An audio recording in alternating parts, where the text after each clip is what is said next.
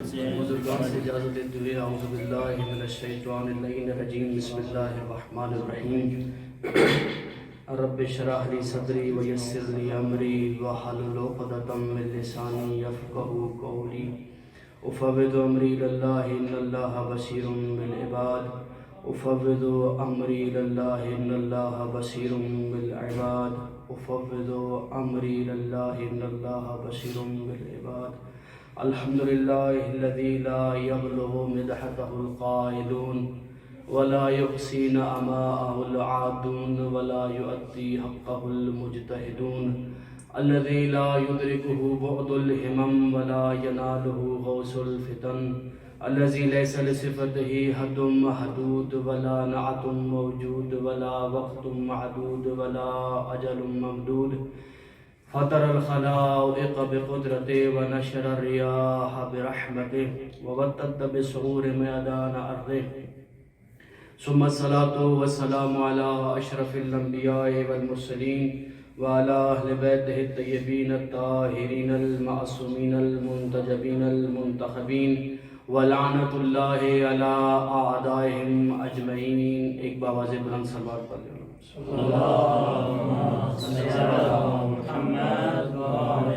قال الحسن العسکری علیہ الصلوۃ والسلام نحن حجج اللہ علی الخلق والفاطمۃ حجت علینا.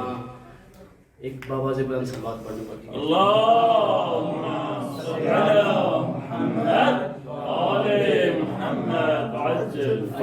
ایام فاطمیہ ہیں اور فاطمیہ منانا، مجلس اعضائے فاطمیہ کا منعقد کرانا ادائے اجر رسالت ہے، اور جس کو آپ بزرگوار انجام دے رہے ہیں عالم آل محمد کے دیار میں، اس کی باغ اماں کا ذکر برپا کر کے ان کے مصائب میں گریہ کر کے یہی ادائے اجر رسالت ہے.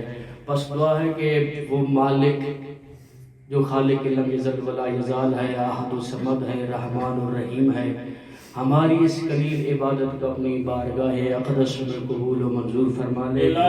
اور وہ بی بی جس کے یہ ذکر ہے، جس کے ایام ہیں، وہ بی بی ہماری اس خدمت کو اپنی بارگاہ میں قبول فرما لے. کیونکہ ایک لحظہ بھی اگر خدمت کا اس کی بارگاہ میں قبول ہو گیا، انسان کمال کے مراتب طے کرتا نظر آئے گا. ایک روایت میں پہلے بھی اس جگہ پڑھ چکا ہوں، میرا دل کر رہا ہے دوبارہ پڑھ دوں تاکہ وہ جو خادمین زہرا باہر کام کر رہے ہیں ان تک میرا یہ پیغام پہنچ جائے، اور خود جو کام کر چکے ہیں یا جنہوں نے دامے درہمیں قدم سخنے اس خمسہ فاطمیہ کے برپا کرنے میں، منعقد کرانے میں کوئی اپنا رول ادا کیا ہے، ان کے دل پر بھی ثبات قائم ہو جائے کہ وہ بھی خادمیان حضرت فاطمہ زہرا سلام اللہ علیہا ہیں. بی بی کے کنیز تھی جناب ام ایمن سلام اللہ علیہا. جناب ام ایمن سلام اللہ علیہ فرماتی ہے کہ جب بی بی کی شہادت ہو چکی تو میں نے قسم کھا لی کہ میں اب مدینہ میں نہیں رہوں گی. قسم کھانے کی وجہ یہ تھی کہ جب بھی میں مدینہ کے وہ مقام اور مناظر دیکھتی تھی، وہ جگہ دیکھتی تھی جہاں پر میری بیوی پر ظلم ہوا تھا، تو مجھے مدینہ میں رہنا میرے لیے محال ہو جاتا تھا. اس وجہ سے میں نے قسم کھا لی کہ میں مدینہ میں اب نہیں رہوں گی. میں نکلی مدینہ سے کہ چلتی ہوں کسی اور جگہ پر، کسی اور جگہ کو اپنا مقام اور منزل بناتی ہوں. تو کہتی ہے میں چلتی ہوں، تھوڑا سا توشہ راہ لیا، چلتے چلتے میں ایک جگہ پر پہنچی جہاں پر میرے پاس یہ توشہ راہ حیات ختم ہو گیا.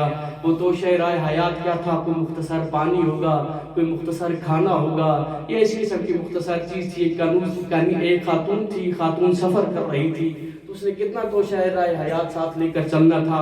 بس یہ مختصر کھانا تھا اور مختصر پینا تھا، یعنی پانی تھا جو ساتھ لے کر چلی کہ اچانک راستے میں میرا پانی اور میرا کھانا جو میں ساتھ لے کر چلی تھی وہ ختم ہو گیا.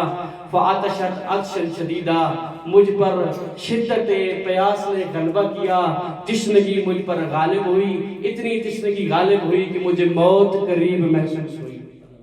اب جب یہ دیکھا نا کہ موت میرے قریب آ رہی ہے، موت مجھے نظر آ رہی ہے، اسی وقت فرفعت یدیہا، میں نے اپنے ہاتھ اس بارگاہ الہی میں بلند کیے، صرف یہ واسطہ دیا یا رب انا خادمت فاطمہ، اے میرا کریم پروردگار، اے میرا رحمان مالک، اے میرا کریم مالک، میں تیری کنیز فاطمہ کی خادمہ ہوں.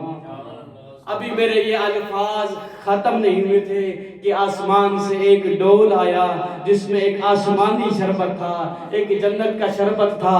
جب میں نے وہ پانی پیا تو کہتی ہے کہ 7 سال تک مجھے نہ کچھ پینے کی ضرورت پڑی نہ کچھ کھانے کی ضرورت پڑی۔ حالانکہ شدید گرمی کے موسم میں بھی لوگ کام کے لیے مجھے انتخاب کرتے تھے کہ جاؤ ام ایمن کو کہو کہ اسے نہ گرمی محسوس ہوتی ہے، نہ اس پر تشنگی غالب آتی ہے، نہ اسے بھوک محسوس ہوتی ہے۔ یہ کوئی ایسا آسمانی پانی تھا، کوئی ایسا بہشت سے آیا ہوا پانی تھا کہ جس نے جناب ام ایمن کی یہ دنیاوی اور مادی ضروریات کو ختم کر کے رکھ دیا تھا۔ یہ خدمت مقبولہ جناب فاطمہ زہرا سلام اللہ علیہا کا اثر ہے۔ لہذا جو دوستان اور جن بزرگواران نے خمسہ فاطمیہ میں یہ جہاں جہاں پر بھی جناب فاطمہ زہرا سلام اللہ علیہ کی مجلس آجا منعقد کی ہیں، انشاءاللہ دعا ہے کہ وہ بی بی ان کی اس خدمت کو اپنی بارگاہ میں قبول و منظور فرمائے، اور اسی طرح اپنے نظر کرم فرمائے جس طرح ام ایمن پر اپنے نظر کرم فرمائے تھے، اور اسی طرح ہر کسی کی بگڑی سنور جائے جس طرح ام ایمن کی بگڑی سنوری تھی۔ اس دعا کی قبولیت کے پاس ایک سلوات پڑھ لیں تو میں اپنے اصلی موضوع کی طرف آتا ہوں۔ ایک بار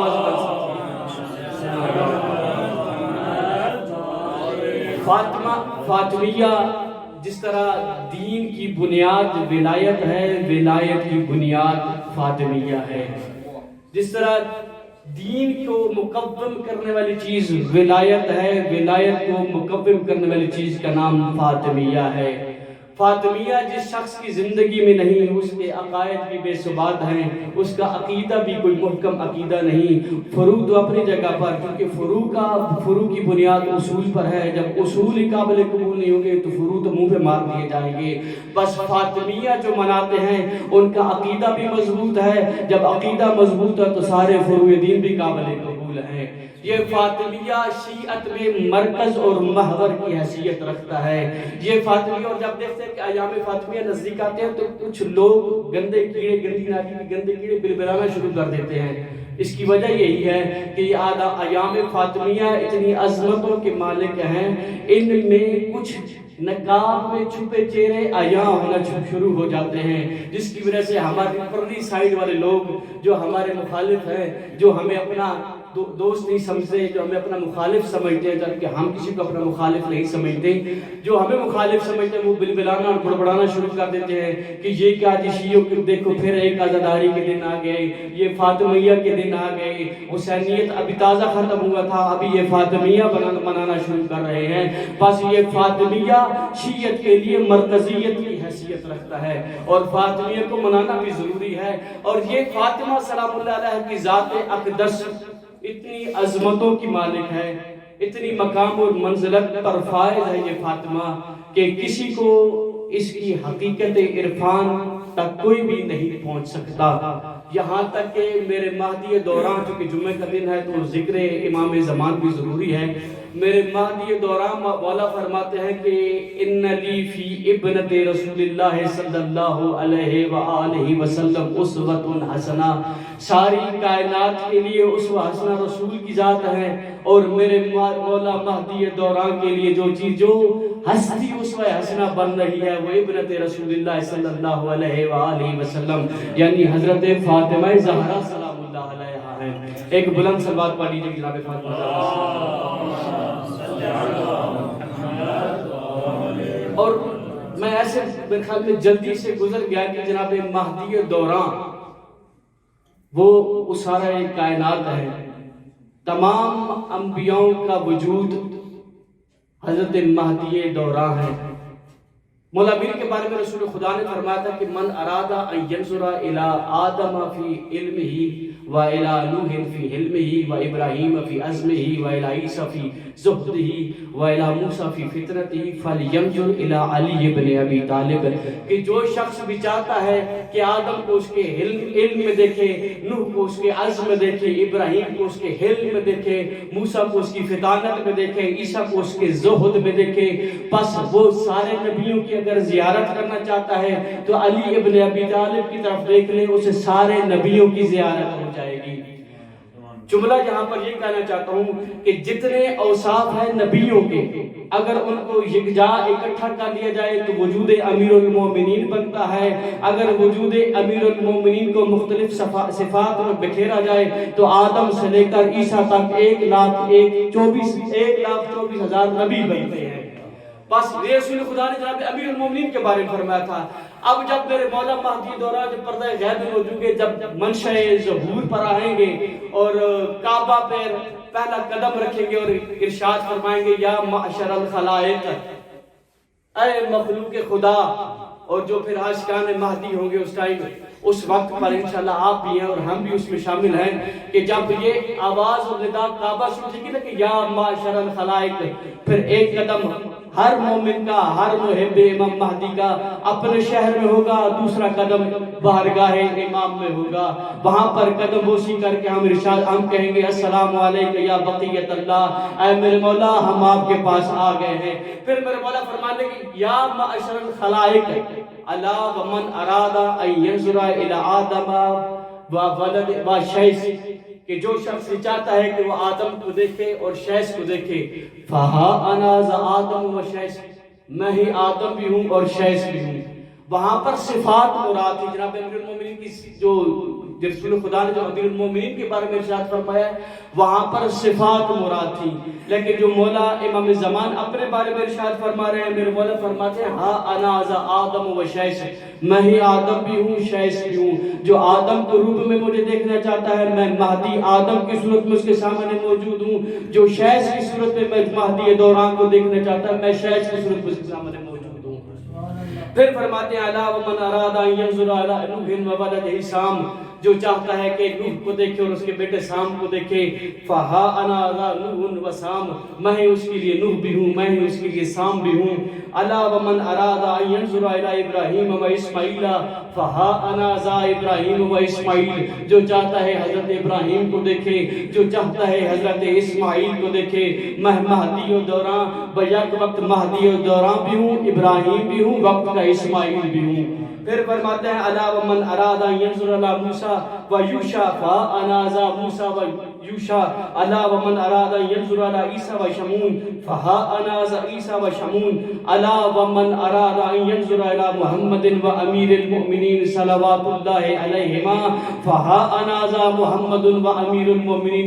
میرے مولا تعارف کرواتے، اپنا تعارف کرواتے کرواتے یہاں تک پہنچتے ہیں کہ جو چاہتا ہے محمد مصطفیٰ کو دیکھنا چاہے، مہدی و دوران کو دیکھ لے، محمد مصطفیٰ کی زیارت بھی ہو جائے گی. اور جو یہ چاہتا ہے کہ امیر المؤمنین کو دیکھنا چاہے، مہدی و دوران کو دیکھ لے، امیر المؤمنین کی زیارت ہو جائے گی. آدم سے لے کر خاتم تک تمام پھولوں کی خوشبو کا نام ہے جناب مہدی دوران. امام مہدی جس کی پردہ، جس کی رعیت ہم زندگی بسر کر رہے ہیں، جس کے زمانے میں ہم زندگی بسر کر رہے ہیں. بس وہاں پر صفات تھی، یہاں پر خود وجود ہے.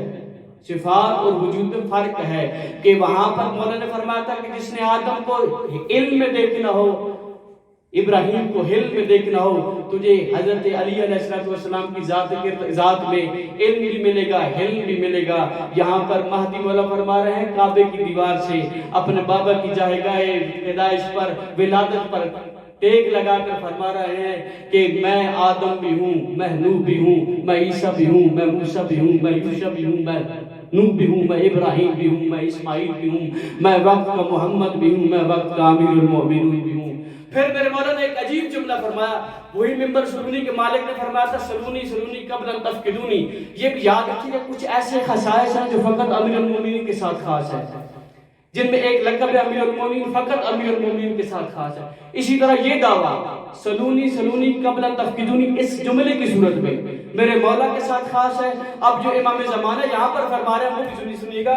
اجیبوا الی مسئلتی فانی انبئکم بما نبئتم به وما لم تنبئوا به، کہ اے آنے والو، اے معاشر خلائق، وہاں پر میرے مولا نے فرمایا تھا پوچھ لو جو کچھ پوچھنا چاہتے ہو قبل اس کی کہ مجھے نہ پاؤ. یہاں پر میرے مولا فرماتے ہیں کہ پوچھ لو جو کچھ پوچھنا چاہتے ہو میں مہدی دوران امیر المومنین کا وارث ہو کر تمہیں وہ بھی بتاؤں گا جو تمہیں اس مسئلے کے جواب میں بتایا گیا ہے، اور جو نہیں بتایا گیا وہ بھی تمہیں بتاؤں گا۔ یہ وارث امیر المومنین جناب فاطمہ زہرا سلام اللہ علیہ کے بارے میں ارشاد فرماتے ہیں کہ ان لی فی ابنت رسول اللہ اسوۃ حسنہ، کہ مہدی دوران کے لیے اگر کسی ذات میں اسوہ حسنہ موجود ہے تو وہ فاطمہ زہرا سلام اللہ علیہ۔ اب خود توجہ کریں اور تفکر کریں اور تدبر کریں کہ جو تمام انبیاء کے نچوڑ بن رہا ہو، جس کا وجود تمام انبیاء کا نچوڑ بن رہا ہو، اس کے لیے جو اسوہ حسنہ بن رہی ہے جناب فاطمہ زہرا سلام اللہ علیہ، تو جناب فاطمہ زہرا کس عظمت کی مالکن ہے، کس مقام و منزلت کی مالکن ہے۔ میں نے اس جگہ پہ پہلے بیان کیا ہے کہ فاطمہ کا لفظ فاطمہ ہے اسی وجہ سے کہ فاطم الخلق ان معرفتہا، کہ کسی کو اس کا عرفان حاصل ہی نہیں ہو سکتا۔ آدم سے لے کر عیسیٰ تک حیران ہے کہ اللہ نے اس کنیز کو اپنے کس نور سے خلق فرمایا ہے کہ اتنی عظمت کی مالکن ہے۔ اور یہ آگے جا کر بتاؤں گا کہ کسی نبی کو نبوت ملی ہی نہیں جب تک اس نے جناب فاطمہ زہرا سلام اللہ علیہ کی ولایت کا اقرار نہیں کیا۔ ایک سبات پڑھ لیں محمد و آل محمد۔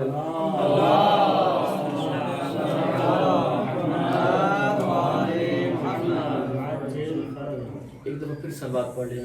اللہم صل علی محمد وآل محمد وعجل فرجہ۔ جو موضوع تھا کہ جناب امام حسن عسکری علیہ السلام نے فرمایا کہ نحن حجت اللہ علی الخلق والفاطمۃ حجت علینا، کہ ہم اللہ کی حجت ہیں تمام مخلوق پر، فاطمہ ہم پر حجت ہے۔ کبھی اس پر تفکر یقیناً بعض بزرگان نے کیا ہوگا کہ یہ کیسے ہو سکتا ہے کہ جو خود حجج الہیہ ہوں ان پر کوئی حجت بن رہی ہو، اور وہ بھی جنس میں فرق نظر آ رہا ہو، جہاں پر ایک مستور ایک خاتون حجج الہیہ پر حجت بن رہی ہو۔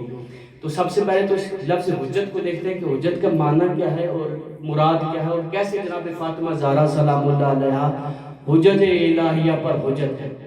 اب مادہ یہاں پر ایک سلوات کا سہارا دے تو مجھے پتہ چلے کہ سرزمین تیار ہے۔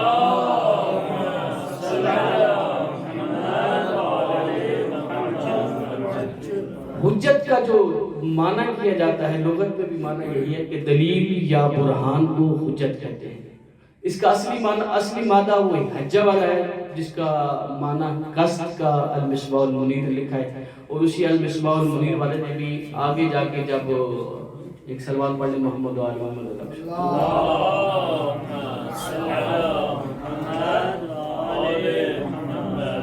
اسی حجت کے بیان میں اسی حجت کو ذکر کیا ہے کہ حجت دلیل اور برہان کو کہتے ہیں، اس کی جمع حجت اس نے لکھی ہے۔ البتہ مقائیس والے نے بہت پیارا جملہ لکھا ہے، اس نے کہا کہ چونکہ آپ حجہ کا معنی قصد کا کر رہے ہیں تو حجت سے بھی مراد یہ ہو سکتی ہے کہ خود حجت مقصود ہے، یا اس حجت کے واسطے سے آپ حق مطلوب تک پہنچنا چاہیں۔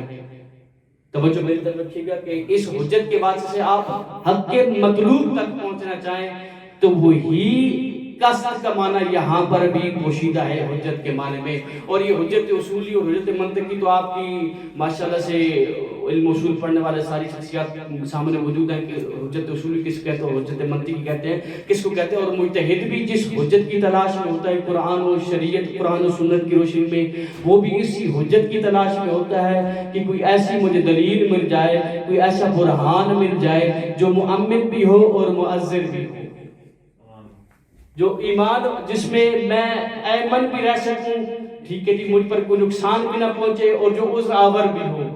مجتہد اسی حجت کی تلاش میں رہتا ہے۔ اور جب حجیت یا حجت اب کہاں سے ثابت ہوگی، کہاں سے نکلے گی، تو قرآن اور کتاب، قرآن اور سنت جو ہے سیرہ معصومین علیہ السلام کو وہ حجت قرار دی گیا ہے کہ قرآن بھی حجت ہے۔ معصومین علیہ السلام تین طریقوں سے ہم پر حجت بن جاتے ہیں، ایک ہے کلام معصوم، قول معصوم، فعل معصوم، تقریر معصوم۔ بس قرآن سے جو ظاہر ہو رہا ہے وہ سارے کا سارا حجت ہے۔ جب معصوم کی طرف نگاہ کرتے ہیں تو یہ تین وجہوں کے ساتھ ہم پر حجت بن رہے ہوتے ہیں، ایک ان کا فعل، ایک ان کا قول اور ایک ان کی تقریر، یہ ہے حجت۔ اب یہ دونوں آپس میں کیسے ایک جیسے ہیں؟ قرآن اور معصوم، تو اس پر تو بہت زیادہ دلائل موجود ہیں کہ حجیت قرآن و اہل بیت پر۔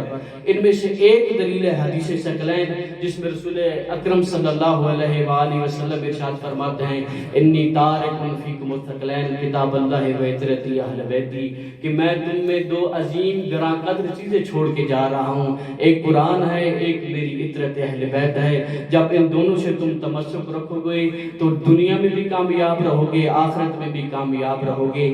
بس یہاں سے یہ ثابت ہو گیا کہ قرآن اور اہل بیت دونوں ایک ہی ہم پلا ہے، دونوں ہم سنگ ہیں۔ جہاں پر قرآن موجود ہے وہاں پہ اہل بیت موجود ہیں، جہاں پہ اہل بیت موجود ہے وہاں پہ قرآن موجود ہے۔ ان دونوں میں کبھی آپس میں تضاد نظر نہیں آئے گا، کبھی آپس میں ٹکراؤ نظر نہیں آئے گا۔ بس فرق صرف اتنا ہے کہ جب نزول کیا ہے اوپر سے حجت نے قرآن کی صورت میں، تو لفظوں کی صورت میں آپ کے سامنے قرآن کی صورت میں آ گیا، اور انہی الفاظ نے جب بدن کی صورت میں آئے ہیں تو ائمہ معصومین کی صورت میں آپ کے سامنے آئے ہیں۔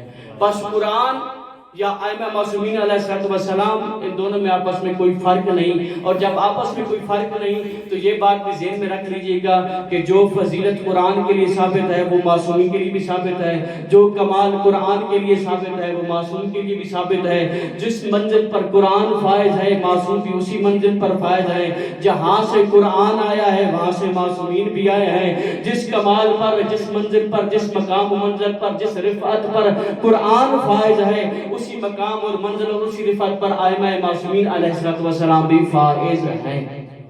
یہ ساروں کا عقیدہ اسی طرح ہے کہ قرآن و اہل بیت اسی طرح۔ ایک صلوات پڑھ لیں محمد و آل محمد۔ اللهم صل على محمد وآل محمد وعجل فرجهم۔ پس جس طرح قرآن حجت بالغہ ہے اسی طرح معصوم بھی حجت تامہ اور کاملہ ہے۔ جس طرح قرآن ہمارے لیے سب کچھ بیان کر رہا ہے اسی طرح معصومین بھی ہمارے لیے سب کچھ بیان کر رہے ہیں۔ قرآن بھی ہمارے لیے حجت بن جائے گا، معصوم کا قول، فعل اور تقریر بھی ہمارے لیے کیا بن جائے گی؟ حجت بن جائے گی، ہمارے لیے برہان اور دلیل بن جائے گی، جس کے ذریعے سے ہم احکام شریعت تک پہنچ سکتے ہیں، جن کے فرامین پر عمل کر کے ہم دنیا میں بھی کامیابی تک پہنچ سکتے ہیں، اور آخرت تو ہے ہی کامیابی و کامرانی۔ جو بندہ نقش پائے علی پر چل کر جائے گا، جو بندہ نقش پائے جناب فاطمہ پر چل کر جائے گا، وہ دنیا میں بھی کامیاب نظر آئے گا، آخرت میں بھی کامیاب نظر آئے گا۔ وہ دنیا میں بھی سلمان بن جائے گا، آخرت میں بھی سلمان ہوگا۔ وہ جو دنیا میں بھی جناب فاطمہ کے نقش پا پر چلے گا وہ جناب ابو ذر بن جائے گا، جو کہ دنیا میں جناب فاطمہ کے نقش قدم پر چلے گا قیامت میں ابو ذر کے مقام اور منزلت پر فائز ہوگا۔ پس ان دونوں کی حجیت میں ذرا برابر بھی فرق نہیں، دونوں حجت ہیں۔ اور ان معصومین میں جو مرکز رکھتی ہے، مرکز رکھنے والی ذات ہے وہ ہے جناب فاطمہ زہرا سلام اللہ علیہا۔ اپنی طرف سے بالکل نہیں کہہ رہا، جناب اللہ حق جل شانہ نے جب اپنی آسمانی مخلوق میں تعارف کروانا چاہا تحت کسا چادر کے نیچے کون ہے، تو جناب جبرائیل نے پوچھا مولا مجھے بتائیں تو صحیح اس چادر کے نیچے کون ہے، تو رسول خدا بھی موجود تھے، رحمت للعالمین بھی موجود تھے، مرکز کائنات بھی موجود تھے، محور کائنات بھی موجود تھے، مبدأ موجودات بھی موجود تھے، منشأ موجودات بھی موجود تھے، ام الموجودات بھی موجود تھے، لیکن اس کے باوجود رسول سے اللہ جل شانہ نے تعارف نہیں کروایا۔ علی امیر المؤمنین بھی موجود تھے لیکن اللہ نے امیر المؤمنین کے ذریعے بھی تعارف نہیں کرایا۔ حسن علیہ السلام بھی موجود تھے لیکن اللہ کی ذات نے حسن کے ساتھ تعارف نہیں کروایا۔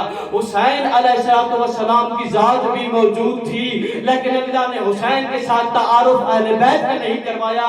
جب وہاں پر بھی تعارف ہوا تو اللہ نے اپنی کنیز جناب فاطمہ کے ساتھ اس سارے اہل بیت کا تعارف کروا کر یہ بتا دیا کہ سارے اہل بیت کی مرکز کا نام ہے فاطمہ زہرا سلام اللہ۔ ہم فاطمہ و ابوہا و بعلہا و بنوہا، یہ فاطمہ ہیں، اس کے بابا ہیں، ان کے شوہر ہیں، ان کے بیٹے ہیں۔ یہ آسمانی مخلوق میں جو جناب فاطمہ زہرا سلام اللہ علیہ کے ساتھ تعارف کروایا، نام کے ساتھ تعارف کروایا جا رہا ہے، تو اس کا مطلب تو تدبر اور تفکر کرنے کی ضرورت ہے کہ یہ کیا بات ہے کہ رسول جیسی ذات بھی موجود ہو۔ عموماً جب باپ موجود ہو تو بیٹے کے نام کے ساتھ یا بیٹی کے نام کے ساتھ تعارف نہیں ہوتا، عموماً ہمارے ساتھ اسی طرح ہے۔ اور باپ بھی کوئی عام باپ نہیں، نامور باپ ہو، ختم المرسلین ہو، رحمت للعالمین ہو، وما ينطق عن الهوى ان هو الا وحی یوحی کا مصداق نبی ہو، اور وہاں پر اللہ تعارف فاطمہ کے ساتھ کرا رہے ہیں۔ اس کا مطلب یہ ہے کہ جناب فاطمہ زہرا سلام اللہ علیہا اہل بیت میں مرکز اور محور کی حیثیت رکھتی ہیں۔ اس کی رضا کو رسول خدا نے ارشاد فرما دیا، اور اپنا کلام تو ہوتا نہیں ہے وہاں پر، کلام صرف اور صرف خدا کی طرف سے ہوتا ہے، یہاں تو صرف لفظ کشائی ہوتی ہے۔ فرماتے ہیں کہ فاطمہ کی رضا اللہ کی رضا ہے، فاطمہ کا غضب اللہ کا غضب ہے، پس رضایت کا معیار بھی اللہ نے فاطمہ کی رضایت میں رکھ دیا۔ علی مولا بھی مرضی خدا کے مالک ہے۔ اللہ کی قسم کتنا حسین جوڑا ہے یہ کائنات میں، علی امیر المومنین کا اور جناب فاطمہ زہرا سلام اللہ علیہا کا۔ شور ہو کر جناب علی علیہ السلام مرضی الہی خرید لیتے ہیں، یہ کنیز بن کر اللہ کی رضایت خرید لیتی ہے۔ ایک سلوات پڑھ لیں جناب فاطمہ زہرا سلام اللہ علیہا۔ اچھا اب یہ سوال پیدا ہو سکتا ہے، بھائی آپ جو کہہ رہے ہیں کہ جناب فاطمہ زہرا سلام اللہ علیہا ہم پلہ قرآن ہیں، ہم پلہ ولایت ہیں، ہم پلہ رسالت و نبوت و امامت ہیں، تو ان کے پاس تو امامت ہے نہیں، ان کے کول کیسے ہم پر حجت ہو سکتا ہے؟ ہو سکتا ہے سوال کہ کیسے نہ منصب امامت نہ منصب رسالت، کیسے یہ حجت ہے ہمارے اوپر؟ تو بزرگان نے جو لکھا وہ یہی ہے کہ حجیت کے لیے منصب ہونا ضروری نہیں، فقط انسان کمال عصمت پر فائز ہو جائے، اس کا قول فعل تقریر خود بخود معصوم ہوتا چلا جاتا ہے۔ اور یہ جو زیارت آل یاسین، چلو مولا امام زمان کا ذکر آ گیا ہے، زیارت آل یاسین یقیناً انشاءاللہ آپ سب لوگ پڑھتے ہوں گے، مولا امام زمان کو سلام کرتے ہوں گے۔ یہ جو مولا امام زمان پر آپ سلام کرتے ہیں، السلام علیکہ حین تقوم، السلام علیکہ حین تقعد، السلام علیکہ حین تقرأ و تبین، یہ کبھی غور و فکر فرمایا ہے جناب علی نے کہ یہ کیا ہے؟ کہ مولا آپ کے بیٹھنے پر سلام، مولا آپ کے قیام پر سلام، مولا آپ کے رکوع پر سلام، مولا آپ کے سجدے پر سلام، مولا آپ کی قرات پر سلام، مولا آپ کی تلاوت پر سلام۔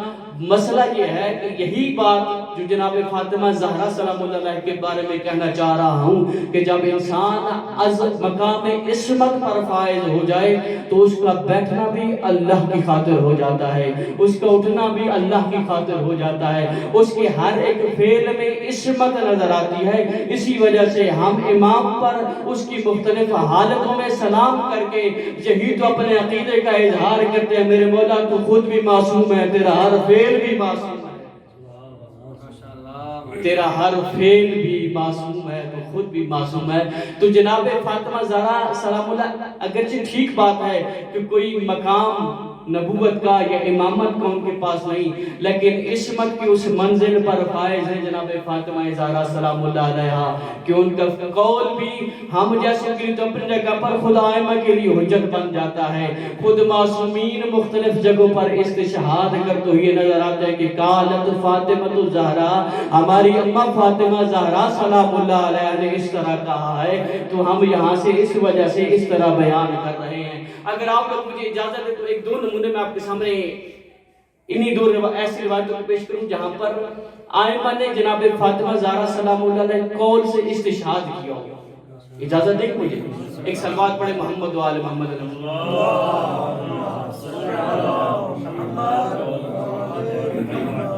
اور ایک اور بات بھی عرض کروں کہ ٹھیک ہے میں خطیب نہیں ہوں اس انداز میں، لیکن آپ لوگ تو سامنے والے ہیں، بسم اللہ الرحمن الرحیم، بسم اللہ۔ آپ لوگ تو سماج کو اس منزل پر پہنچ جائیں جہاں پر سلمان و ابو ذر بیٹھ کر فضائل فاطمہ اور فضائل علی سنتے تھے، اور میں ٹھیک ہے بندہ حقیر کے بیان میں عیب ہے، لیکن آپ کی سماج میں تو کمی کسری نہیں ہونی چاہیے، اور پھر خصوصاً جب امام رؤوف کے دربار میں آپ بیٹھے ہیں تو آپ بھی ذرا اپنی رحمت دکھائیں، رافت دکھائیں نا، کچھ بندہ حقیر پہ پتہ چلے آپ سننے والے بیٹھے ہیں، پھر اس انداز میں پڑھنا شروع کریں۔ بسم اللہ۔ ایک صلوات پڑھیں محمد و آل محمد۔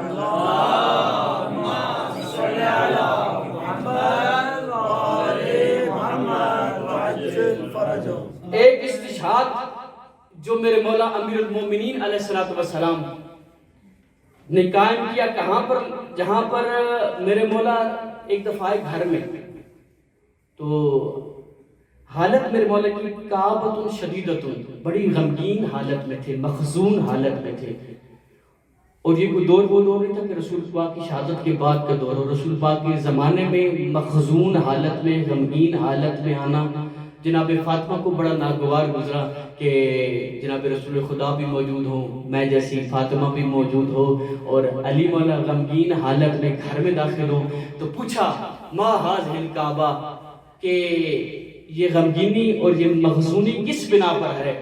تو جناب امیر المومنین فرماتے ہیں کہ اے بنت پیغمبر، مجمع تھا اصحاب کا، رسول پاک نے پوچھا کہ مرأت کی ماہیہ، کہ عورت کی ماہیت کیا ہے، زن کی ماہیت کیا ہے، خاتون کی ماہیت کیا ہے؟ تو سب نے کہا کہ العورہ، کہ زن کی ماہیت، خاتون کی ماہیت یہ ہے کہ وہ مستور رہے، لوگوں کے مارز دید میں نہ آئے، لوگ اسے نہ دیکھ سکیں۔ یہ تو ہم نے بتا دیا، ہمیں آتا تھا تو ہم نے بتا دیا۔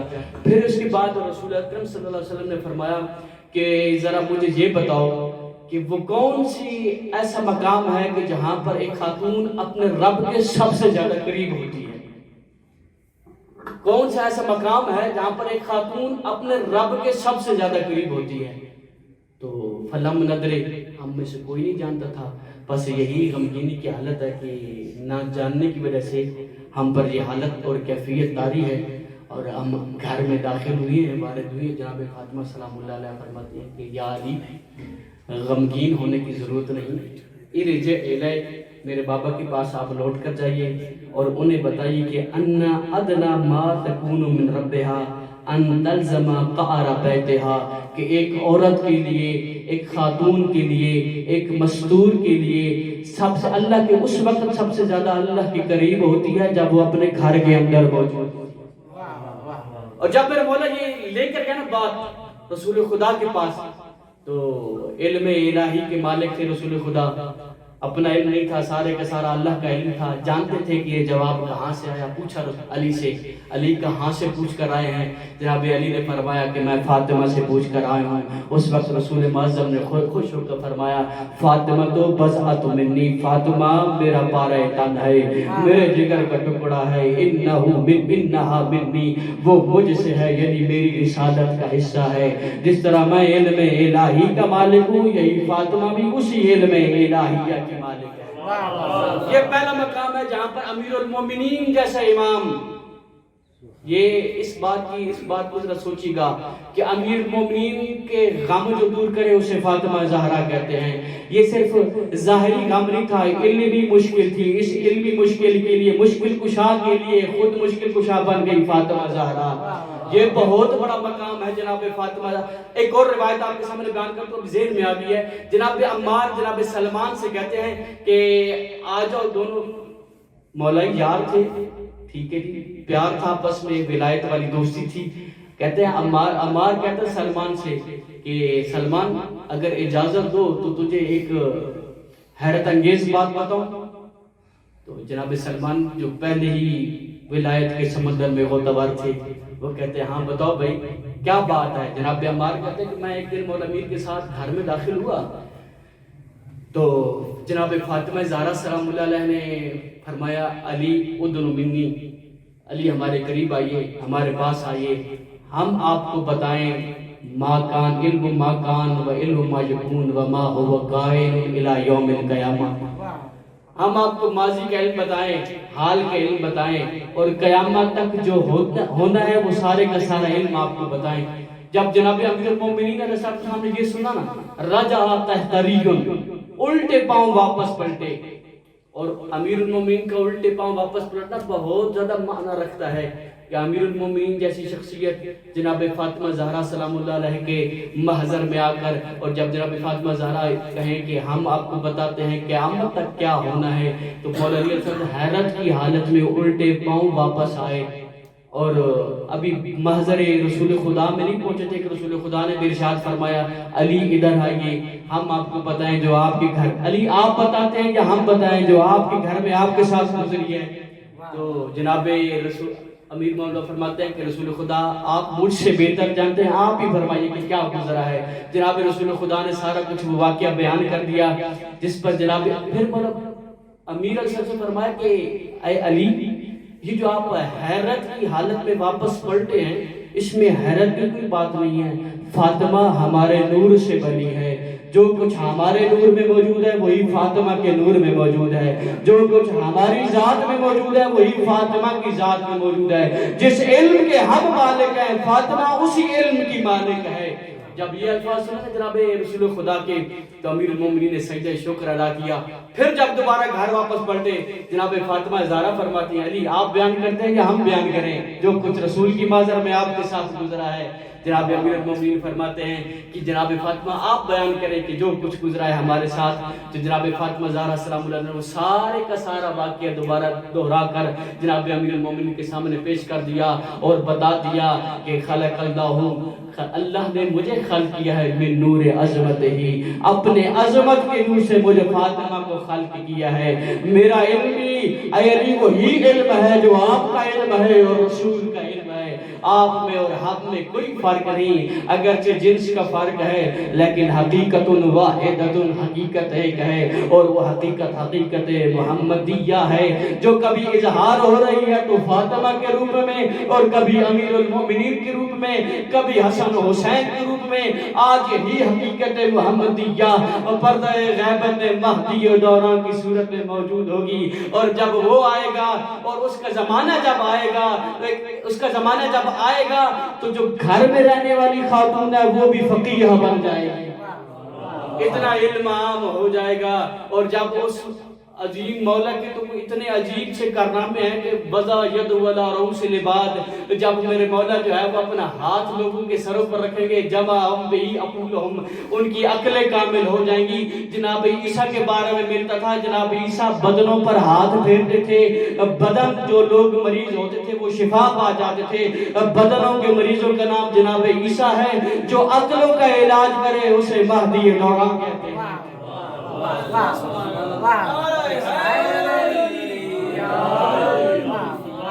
ایک بابا سے بلند صلوات پڑھ لے محمد وآل محمد۔ اور یہ بات بھی یاد رکھنے والی ہے کہ جناب فاطمہ زہرا سلام اللہ علیہا اس علم کی مالک ہے کہ کوئی امام سے کسی بھی صورت میں کم نہیں ہے۔ جس طرح امام ولی اللہ مطلق ہے، یہ ولیت اللہ مطلقہ ہے۔ جس طرح امام کی اطاعت واجب ہے پوری مخلوق پر، اسی طرح اسی کنیز اللہ کی کنیز کی اطاعت بھی مخلوق پہ سب پر واجب ہے، حتیٰ کہ انبیاء بھی اسی میں شامل ہیں۔ میرے مولا باقر علیہ السلام فرماتے ہیں کہ مفروض الطاعہ، کہ میری بیوی میری اماں جدہ جناب فاطمہ زہرا سلام اللہ علیہ مفروض ہوتا ہے، اس کی طاعت کو فرض کر دیا گیا ہے، واجب کر دیا گیا ہے تمام مخلوقات پر۔ اس تمام مخلوقات میں انبیاء بھی شامل ہو جاتے ہیں اور ملائکہ بھی شامل ہو جاتے ہیں، بس فرق نہیں ہے امام میں اور اس اللہ کی کنیز میں۔ اور ایک اور جملہ جو جناب آغا جواد یامنی نے ایک بہت پیارا اسی حجت اللہ علی الحجج، جو جناب فاطمہ زہرا سلام اللہ حجت الہیہ پر حجج بن رہی ہے، اس میں ایک بہت پیارا بیان ارشاد فرماتے ہیں کہ جناب مرحوم کلینی صاحب اصول کافی، ہماری بہت ہی معتبر کتاب اور پہلی یعنی وہ جو مین کتابیں ان میں سے شامل اصول کافی، شیخ کلینی علیہ الرحمہ نے ایک خطبہ نقل کیا ہے امیر المومنین علیہ السلام سے، اور خطبہ نقل کرنے کے بعد جناب کلینی علیہ الرحمہ رضوان اللہ تعالیٰ فرماتے ہیں کہ کائنات میں سارے جنس اور انس اکٹھے ہو جائیں اور کہیں کہ ہم یہ خطبہ بیان کرنا چاہیں، وہ یہ خطبہ بیان نہیں کر سکتے مگر یہ کہ یا ان میں کوئی پیغمبر ہو یا کوئی ولی اللہ ان میں موجود ہو۔ یہ ولی اللہ کی صفت ہے کہ وہ اس قسم کا خطبہ بیان کر سکتا ہے۔ اچھا وہ کیا تھا خطبہ؟ علت بیان کیا کہ میرے ماں باپ جناب امیر المومنین پر قربان ہو جائے جنہوں نے یہ عظیم خطبہ ارشاد فرمایا۔ اس خطبے میں تھا کیا؟ وہ جناب علامہ جوادی عمری لکھتے ہیں کہ اس خطبے میں ایک بہت بڑے شبہ کا جواب موجود تھا کہ جو جناب امیر المومنین نے اس شبہ کا جواب دیا ہے، اور اس شبہ کا جواب امیر المومنین نے بعد میں دیا ہے۔ جناب فاطمہ زہرا نے خطبہ فدقیہ میں پہلے ارشاد فرما دیا۔ اگر آپ اجازت دیں تو میں وہ نقطہ جو مین نقطہ ہے اس پر آپ کو لے کر جاتا ہوں کہ مادیین، مادہ پرست جو لوگ تھے، ان کے ایک نظریہ یہ تھا کہ کائنات جو ہے وہ ایک مادے سے بنی ہے، اس میں کوئی خدا نہیں ہے اور یہ مادہ ازل سے موجود ہے، جو کچھ بھی بنا ہے اس مادے سے بنا ہے۔ آپ لوگ جو خدائی کا دعویٰ کرتے ہیں کہ خدا موجود ہے، آپ ہمیں یہ بتاؤ کہ تمہارے خدا نے اس عالم کو کس چیز سے خلق کیا ہے؟ یا من شیء خلق کیا ہے یا من لا شیء خلق کیا ہے؟ یہ سمجھ رہے ہیں منطق اصول پڑھنے والے لوگ، من شیء یا من لا شیء، تو وہ کہتے ہیں کہ اگر من شیء سے خلق کیا ہے تو اس کا مطلب ہے کہ کچھ ایسے ذرات پہلے سے موجود تھے جن پر خدا کی خدائی نہیں تھی، یہ پہلے سے موجود تھے اور ان سے اللہ نے سارے عالم کو جو ہے وہ خلق کیا ہے۔ پس یہ کچھ ذرات موجود تھے جن پر خدا کی خدائی نہیں تھی، بعد میں اللہ نے ذرات میں سے سارے خلق کو، عالم کو خلق کیا ہے۔ اور اگر آپ یہ کہتے ہیں کہ من لا شیء سے خلق کیا ہے تو من لا شیء تو عدم ہے، اور عدم سے تو کوئی چیز وجود میں آ نہیں سکتی۔ جس طرح اجتماع نقیزین محال ہے، اسی طرح رفع نقیزین محال ہے، یا من شیء ہے یا من لا شیء ہے، کسی ایک چیز سے اللہ نے خلق کیا ہے۔ عدم سے کہتے ہو تو عدم سے چیز خلق ہو نہیں سکتی، جو خود عدم ہے اس نے کیا دینا ہے۔ اور اگر من شیء کہتے ہو تو ہمارا شبہ وارد ہے کہ کچھ ایسے ذرات پہلے سے موجود ہے جن پر خدا کی خدائی نہیں تھی، اللہ نے بعد میں ان سے جو ہے وہ کائنات کو خلق کیا ہے۔ تو جناب مرحوم کلینی اسی نقطے پہ آ کر کہتا ہے کہ میرے ماں باپ میرے امیر المومنین جیسے مولا پر قربان ہو جائیں کہ انہوں نے سفین سے واپسی پر، سفین کے موقع پر جب لشکر تیار کر رہے تھے نا تو میرے مولا نے خطبہ ارشاد فرمایا تھا۔ اسی خطبے میں میرے مولا نے اسی شعبے کا حل بیان کر دیا تھا۔ اس خطبے کو میں چھوڑتا ہوں جو بی بی نے خطبہ بیان کیا تھا، اسی کی طرف آتا ہوں جہاں پہ جواد یامی لکھتے ہیں کہ یہ خطبہ علی علیہ السلام نے بعد میں بیان کیا ہے، لیکن اس شعبے کو کنیز الہی جناب فاطمہ زہرا سلام اللہ علیہ نے اپنے خطبہ فدقیہ میں پہلے حل کر دیا تھا۔ آپ خطبہ فدقیہ اٹھا کر دیکھیں تو جناب جناب حضرت فاطمہ زہرا سلام اللہ علیہ جب شروع کرتی ہے جناب خطبہ اپنا تو حمد و ثنا کے ساتھ شروع کرتی ہے اور فرماتی ہے الحمدللہ الذی خلق الاشیاء لا من شیء، اس اللہ کی حمد ہے جس نے اشیاء کو خلق کیا، لا من شیء، من لا شیء نہیں۔ تو جناب جوادی عاملی فرماتے ہیں کہ یہ بات ہے، انہوں نے کہا تھا کہ من شیء یا من لا شیء، ایک علمی بات ہے، یقیناً آپ لوگ تھوڑا سا وہ کر رہے ہوں گے کہ من شیء یا من لا شیء، وہ سمجھ رہے تھے کہ من شیء کی نکیز من لا شیء بن رہی تھی۔ میری بی بی نے اپنے خطبے میں ارشاد فرما دیا کہ لا من شیء، اللہ نے کائنات کو وجود بخشا ہے، لا من شیء، کوئی چیز بھی نہیں تھی۔ من شیء کی نکیز من لا شیء نہیں بنتی، لا من شیء بنتی ہے۔ اگر من شیء و من لا شیء ہو تو دونوں موجبہ بن جاتے ہیں، دونوں وجودیہ بن جاتے ہیں۔ اور اگر من شیء لا من شیء ہے تو ایک طرف ایجاب ہے اور ایک طرف انکار ہے، ایک طرف مثبت ہے تو ایک طرف منفی ہے۔ تو یہاں پر بی بی سلام اللہ علیہا نے اس مادہ پرستوں کے اس شعبے کو رد کر دیا جو یہ کہتے نظر آتے تھے کہ من شیء یا من لا شیء۔ بی بی فرماتی ہے کہ ایسی کوئی بات نہیں ہے، تمہیں تو دھوکہ ہوا ہے، تمہیں تو نکیز بنانے کا طریقہ بھی نہیں آتا کہ نکیز بنتی کس طرح ہے۔ من شیء کی نکیز من لا شیء نہیں ہے بلکہ لا من شیء ہے، جو میں اپنے خطبے میں سرنامہ کلام کے طور پر بیان کر رہی ہوں، الحمدللہ الذی خلق الاشیاء لا من شیء۔ اس طرح بی بی نے اس خطبے کے ذریعے سے، اپنے اس فرمان کے ذریعے سے مادہ پرستوں کے اس شعبے کو رد کر دیا۔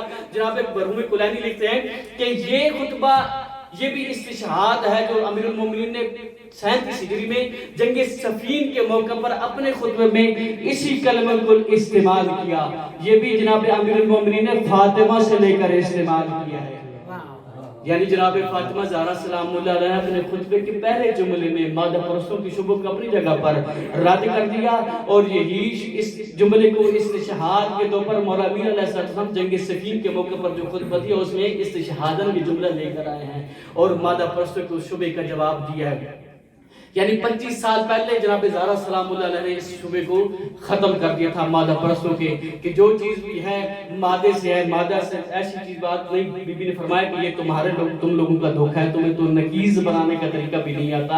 من شے کی نکیز من لا شے نہیں ہوتی بلکہ لا من شے ہے. یہ ایک عظمت ہے. جناب فاطمہ کو قرآن سے بات پڑھ لیں. اللہم صلی علی محمد وعلی محمد. اب یہ تو استشہاد تھا کولم کہ جناب آئمہ علیہ السلام مختلف مقامات پر مولا امیر علیہ السلام جناب فاطمہ زہرا سلام اللہ کے مختلف اقوال سے استشہاد کرتے. 2 روایتیں میں نے آپ کے سامنے پیش کی. ایک وہی روایت کہ کب عورت اپنے رب کے قریب ہوتی ہے، اور ایک یہ خطبے والی بات.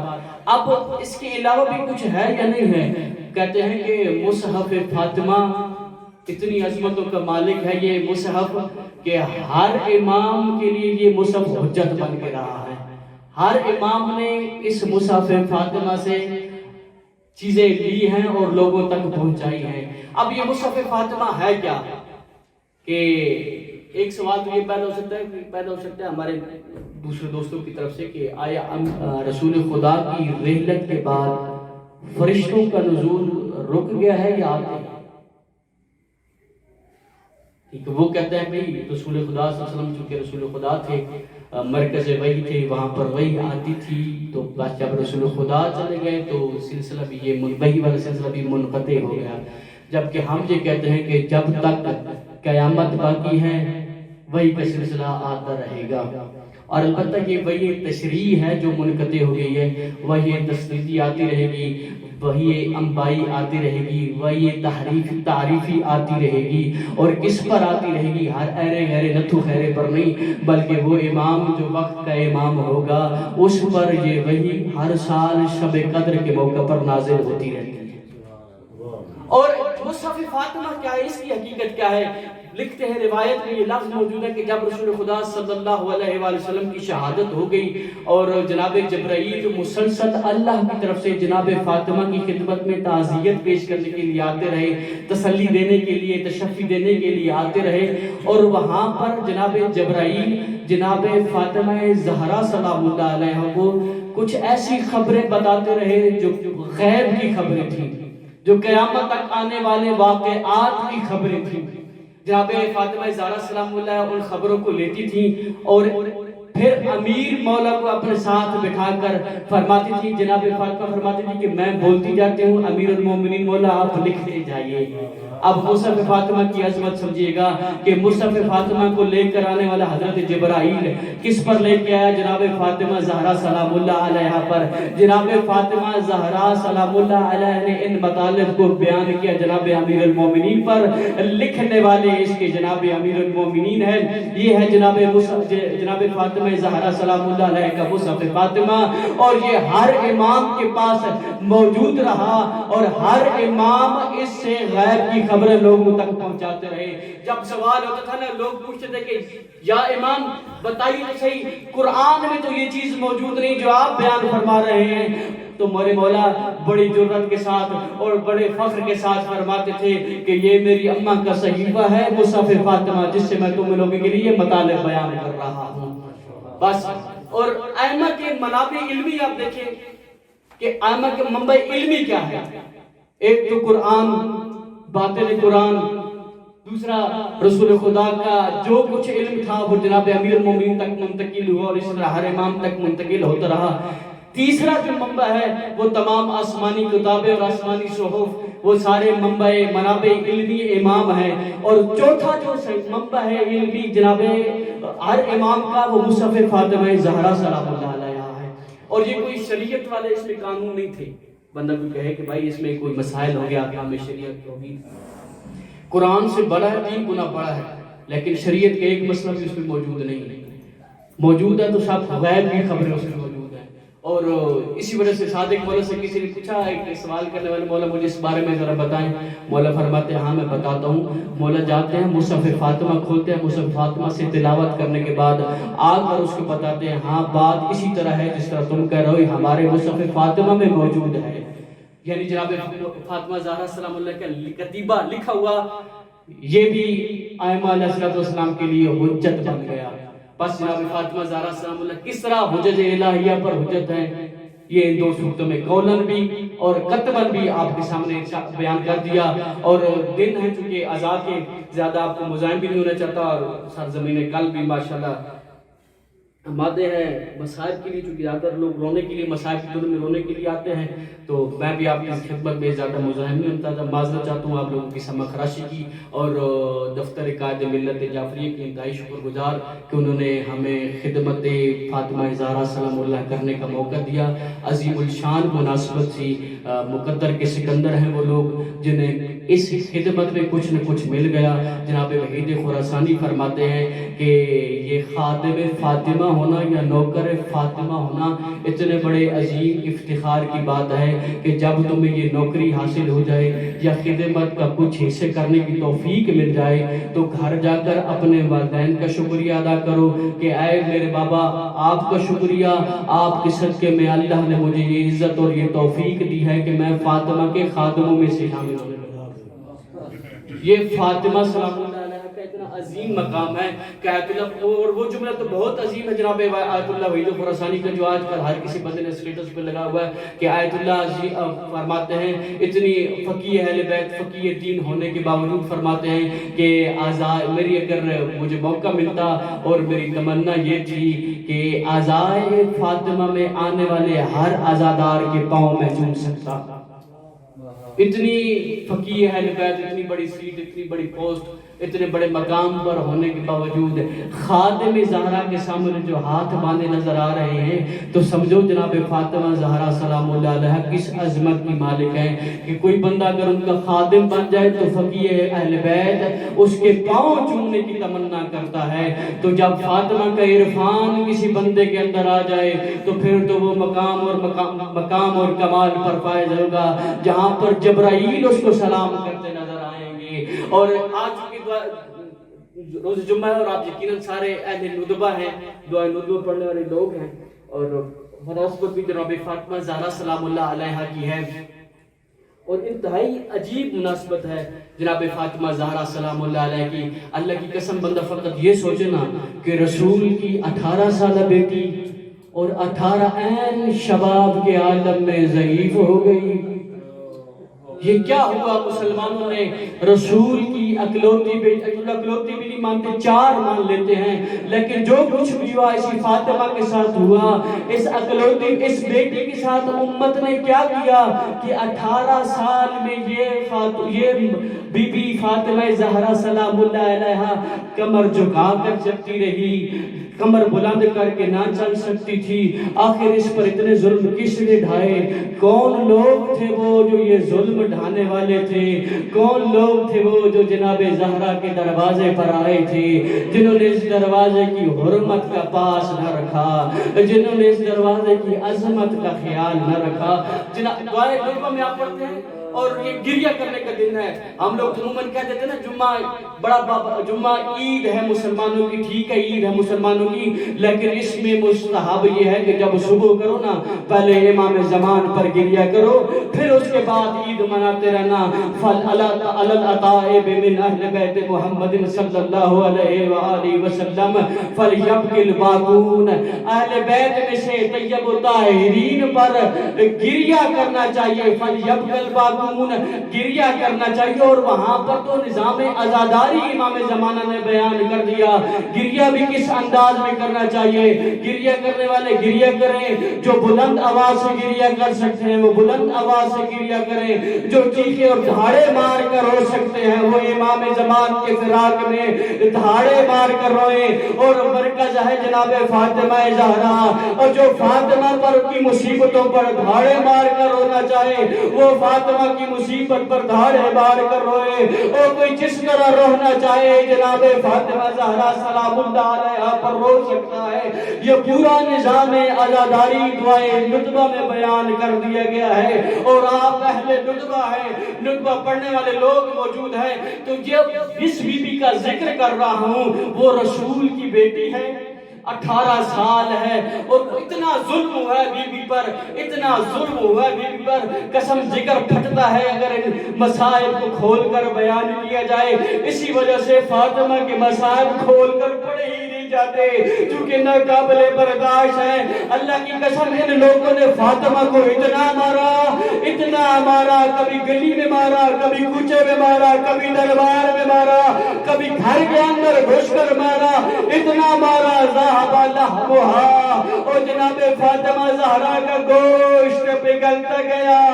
وہ حالانکہ 18 سال کی عمر عین شباب کی عمر ہے، جسم مضبوط ہوتا ہے، طاقتور ہوتا ہے، لیکن کوئی اتنا ان لوگوں نے مارا ہے جناب زہرا سلام اللہ علیہا کو، اور ذہب لحمھا، گوشت پگھلتا گیا، گوشت پگھلتا گیا، پگھلتے پگھلتے بطول ایک شبہ کی مانند رہ گئی، جہاں سے ایک سانس آتا بھی تھا اور ایک سانس جاتا بھی تھا۔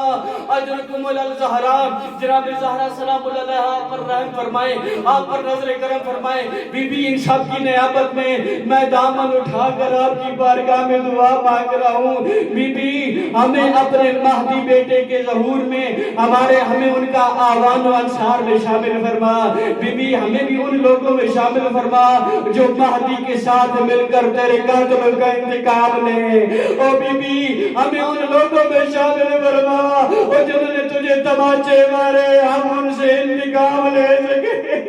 او بی بی ہمیں اپنے عرفان عطا فرما، اپنے مہدی بیٹے کا عرفان عطا فرما، جو آج بھی پردہ غیب میں خون کے آنسو رو کر کہہ رہا ہے اماں او تجھ پر میرے سلام، اور میں بھی اللہ سے یہی دعا مانگ رہا ہوں، اللہ میرا ظہور جانے فرما، اور میں اپنی اماں کے قاتلوں سے بدلہ لے سکوں، اور جنہوں نے میری ماں کے منہ پر تماچے مارے تھے میں ان سے بدلہ لے سکوں، اور جنہوں نے ہمارا محسن مارا تھا اور میں ان سے بدلہ لے سکوں، اور جنہوں نے میری ماں کی پسلیاں توڑی دی اور میں ان سے بدلہ لے سکوں۔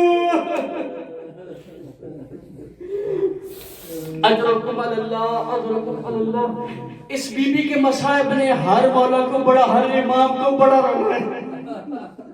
آج ایک روایت پڑھ رہا تھا باقر مولا کی، جناب تقی مقدم نے فضائل الزہرا میں لکھی ہے کہ جناب باقر مولا جب بھی بخار ہوتا تھا نا، ٹھنڈے پانی سے مداوا کرتے تھے، علاج کرتے تھے، اور جب تھوڑا افاقہ ہو جاتا تھا ساتھ میں پکار کر کہتے تھے یا فاطمہ تو بنت محمد۔ وہ تقی مقدم لکھتے ہیں کہ یا تو مولا کو بخار بھی اسی وجہ سے ہوتا تھا کہ جناب فاطمہ کے مصائب جناب باقر مولا سے برداشت نہیں ہوتے تھے، جناب باقر مولا بخار بھی مبتلا ہو جاتے تھے، اور جب ٹھنڈے پانی سے تھوڑا بہت مداوا اور علاج ہو جاتا تھا نا، بلند آواز سے گریہ کر کے فاطمہ فاطمہ بنت محمد کا نام لے کر فاطمہ سے مدد طلب کرتے تھے، اور اماں فاطمہ میری مدد کر، میں تیرے مسائب برداشت کر سکوں۔ اجرکم اللہ، اجرکم اللہ۔ جناب تقی مولا کا سامنے 3 سال کا رضا مولا کے سامنے اپنے بابا کے سامنے بیٹھے، زمین پر ہاتھ ہیں، اچانک جناب تقی مولا کی نگاہیں آسمان کی طرف بلند ہو جاتی ہیں۔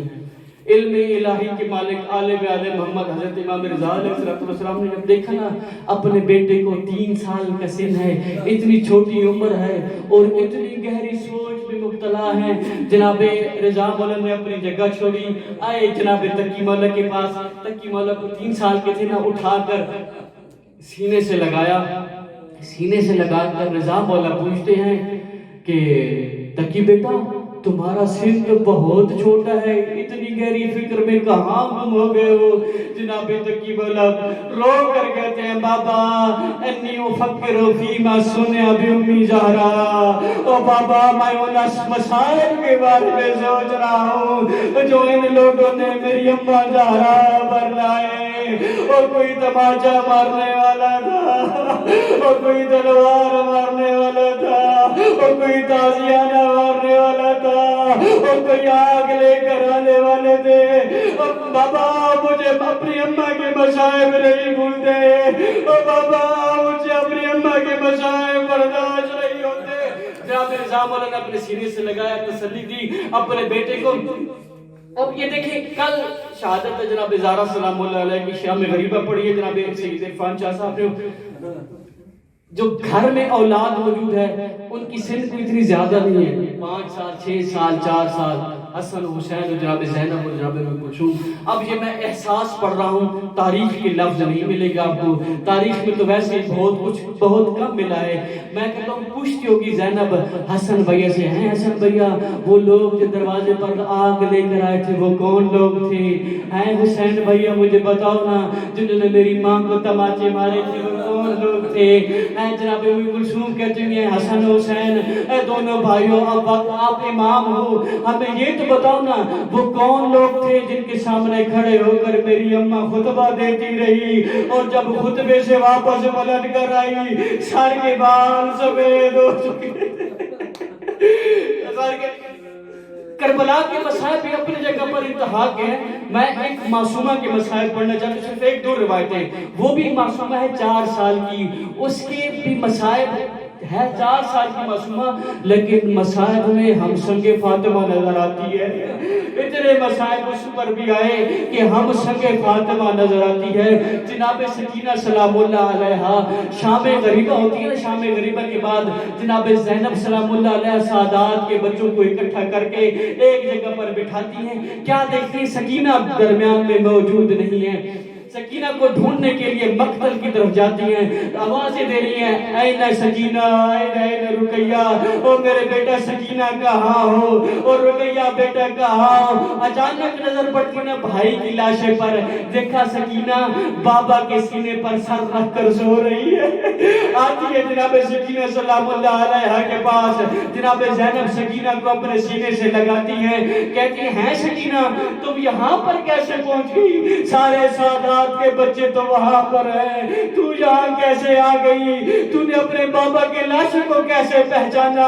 جناب سکینہ رو کر کہتی اماں اور جب شام غریبہ دشمن آئے تھے نا آگ لگانے کے لیے، میں بچتے بچاتے دوڑتے دوڑتے مقتل کی طرف آ گئی۔ اب مجھے اور کچھ پتہ نہیں تھا، میں نے پکارنا شروع کیا گا یا بتے یا بتے، او بابا میں تیری سکینہ ہوں، او بابا میں تیری سکینہ ہوں، ہمارے خیام کو آگ لگ چکی ہے۔ اچانک اس لاشے سے بدن آتا سے آواز آئی الیہ الیہ یا بنیہ، او سکینہ میرے پاس چلی آؤ، میں تمہارا بابا حسین ہوں، اور میں ہی وہ مظلوم ہوں جسے جنم سے مارا گیا، اور میں ہی وہ مظلوم ہوں اور جسے شدت پیاس کی حالت میں مارا گیا۔ سکینہ کہتی میرے بابا کے سینے پہ سر رکھا نا تو میں نے بابا کے کٹی گردن سے یہ آواز سنی ہے۔ ایک شعر ہے، وہ شعر آپ نے ہر جگہ پر دیکھے ہوگے، عموماً پانی پینے والی جگہوں پر یہ شعر نظر آتے ہیں۔ بی بی سکینہ اس روایت کی راوی جناب سکینہ اور بیان کر رہی ہے جناب زینب سلام اللہ علیہ۔ جناب سکینہ فرماتی ہے میں نے جب سینے پر سر رکھا نا بابے کے تو بابے نے مجھے کہا ہے کہ سکینہ بیٹا میرے شیعوں تک یہ پیغام پہنچا دینا، یا شیعتی مہما ان شربتم ما ازبر فاذکرونی، او ہمارے شیعوں جب بھی ٹھنڈا پانی پیو میں حسین کی پیاس کو ضرور یاد کرنا، اور سمیت میں غریب و شہید فاندبونی، اور جب بھی کسی غریب کا ذکر سنو نا یا کسی شہید کا ذکر سنو میں حسین پر ضرور گریہ کرنا، اور میں کربلا کے میدان میں غریب بھی ہوں اور شہید بھی ہوں۔ پھر میرے بڑا فرماتے ہیں کہ صرف یہاں پر نہیں، ان لوگوں نے مجھے قتل کرنے کے بعد میرے گھوڑے کے میرے لاشوں پر گھوڑے دوڑائے. سکینہ یہ میرے شیعوں تک پہنچا دینا. سکینہ یہ میرے شیعوں تک پہنچانا. لیتکم اگر کاش تم سارے لوگ میدان کربلا میں ہوتے. تنظرونی تم دیکھے کیف استسقی لطفلی کیسے میں اپنے چھوٹے بیٹے اصغر کے لیے پانی مانگ رہا تھا. ان لوگوں نے میرے اصغر کو پانی نہیں دیا. سیشو بطیر کے ساتھ اصغر کو پانی دیا. ان لوگوں کو رحم نہ آیا اور میرے اصغر کو میرے ہاتھوں پر مار دیا. اجرکم اللہ اجرکم اللہ. ایک اور روایت اور آپ کی زحمت تمام. یہ قافلہ جب چلتا ہے نا کوفہ سے شام کی طرف, اچانک جناب چونکہ ہر مستور کے لیے علیحدہ علیحدہ محمل تھے, علیحدہ علیحدہ اونٹ تھا. جناب سکینہ جس اونٹ پر سوار تھی نا, اچانک جناب سکینہ کو کربلا کے مصائب یاد ہے, اونچی آواز میں رونا شروع کر دیا. اس اونٹ کے ساتھ جو ظالم تھا نا نگران نگبان, اس نے کہا یا بنت الخارجی, اور خارجی کی بیٹی چپ کر جا, تیرا رونا مجھے بڑی اذیت دے رہا ہے. میں کہتا ہوں کیا فرق ہے؟ اس نے کہا یا بنت الخارجی, اور خارجی کی بیٹی چپ کر جا, تیرا رونا ہمیں اذیت دے رہا ہے. مدینہ میں تو یہی کچھ ہوا تھا نا. مدینہ کے لوگ آ کر امیر المومنین کو کہتے تھے علی فاطمہ سے کہہ دو یا صبح رویا کرے یا شام کو رویا کرے. فاطمہ کا رونا ہمیں بے چین کر دیتا ہے, ہم کچھ کام نہیں کر سکتے. فاطمہ سے کہو اپنے رونے کا کوئی وقت مقرر کرے. فقط لفظ خارجی استعمال نہیں ہوا تھا, یہی باقی سب کچھ الفاظ ہوئی تھے. یہاں پر بھی یہی کمینہ یہ کہہ رہا تھا اور بی دین کی بیٹی چپ کر جا, اور تیرا رونا مجھے برداشت نہیں ہوتا اور مجھے بڑی اذیت کر رہا. جب بی بی پھر بھی چپ نہ ہوئی نا, بی بی نے جب اس نے یہ کہا نا بنت الخارجی, بی بی کے دل پر نشتر چلے. بی بی نے بابا کی طرف رخ کر, جس نیزے پر بابا کا سر تھا نا اس کی طرف رخ کر کے کہا بابا یا بتا قتلو کا ظلمن و دعانا وسموں کا خارجیہ. بابا ان لوگوں نے تجھے ظلم کے ساتھ مارا اور دشمنی کے ساتھ مارا, اس پر اکتفا نہ کیا, اب تجھے بے دین کہہ رہے ہیں. بابا تو عین دین ہے. جب بی بی کی مصیبت بڑی بی بی نے بلند آواز میں گریہ شروع کر کیا. اس کمینے نے بی بی کو پکڑ کر اونٹ سے زمین پر گرا دیا. قافلہ آگے جانے لگا, قافلہ چلتا گیا. اونٹ پر سوار تھی یہ چھوٹی 4 سال کی معصومہ تھی, خارو خاشاک پر چلتی رہی, پاؤں زخمی ہو گئے. اچانک ایک جگہ پر رک کر بیٹھ گئی. یہ قافلہ تھوڑا دور چلا گیا کہ جناب حسین کے نیزے والا سر والا جو نیزہ تھا وہ زمین پر پھنس گیا. اس نے سفر نہ کیا. فوج والوں نے سارے ملا کر زور لگایا کہ کسی طرح اس نیزے کو زمین سے نکالا جائے تاکہ ہم اپنے سفر کو جاری رکھ سکیں. نیزے سے زمین سے نیزے کو نہ نکال سکے. یہ سارے مل کر سجاد کے پاس آئے. سجاد اپنے باپ سے جا کر پوچھ کہ نیزہ حرکت کیوں نہیں کر رہا, اس کا سر حرکت کیوں نہیں کر رہا. جناب سجاد بلاتے ہیں اپنے بابا کی بارگاہ میں. بابا سے عرض کرتے ہیں بابا آپ کو پتہ ہے میں سجاد ہوں. بابا میرے ساتھ میری پھوپھیاں بھی ہیں, سربراہ ہے. بابا جتنے بھی ہمارے ساتھ لوگ ہیں سارے قاتل ہیں. کوئی تیرا قاتل ہے, کوئی اکبر کا قاتل ہے, کوئی اصغر کا قاتل ہے. بابا سارے نامحرم ہیں, میرے ساتھ میری پھوپھیاں ہیں. اگر آپ حرکت سفر نہیں کریں گے نا تو ہمارا سفر ختم نہیں ہوگا. ہم سارے ہم اسی سفر میں رہیں گے اور پھر یہ ظالم میری پشت پر ظلم کریں گے. جب جناب حسین نے یہ سنا نا کہ سجاد نے کہا یہ ظالم میری پشت پر ظلم کریں گے, جناب حسین نے کہا سجاد ان سے کہو میرے سینے کا تعویذ پیچھے رہ گئے. جب سکینہ کاروان میں شامل نہیں ہوگی میں حرکت نہیں کروں گا. جب جناب زینب نے پشت ناکہ سے سنا تھا کہ زینب کہ سکینہ اونٹ کی محمل پر سوار, اونٹ کی پیٹھ پر سوار نہیں ہے, خود کو اللہ جانے علی کی بیٹی نے کیسے زمین پر گرایا. کربلا میں عباس زین سے زمین پر آئے تھے, بغیر بازوؤں کے تھے, ان کے بازو ساتھ تھے لیکن پسے گردن بندے ہوئے تھے.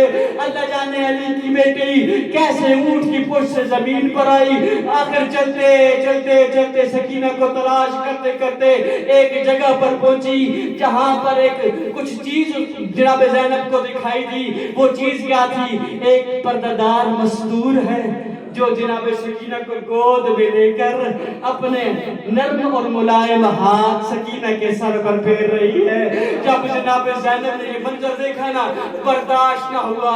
من انتے، تو کون ہے؟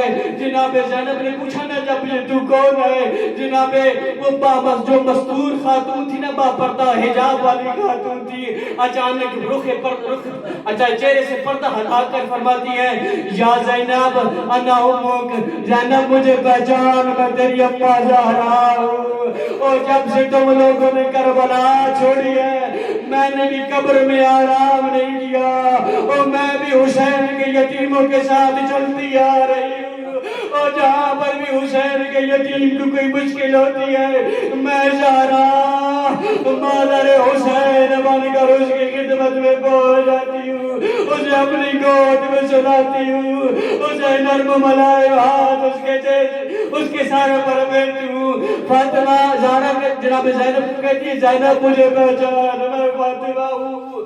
اللہ لعنت اللہ علی القوم الظالمین۔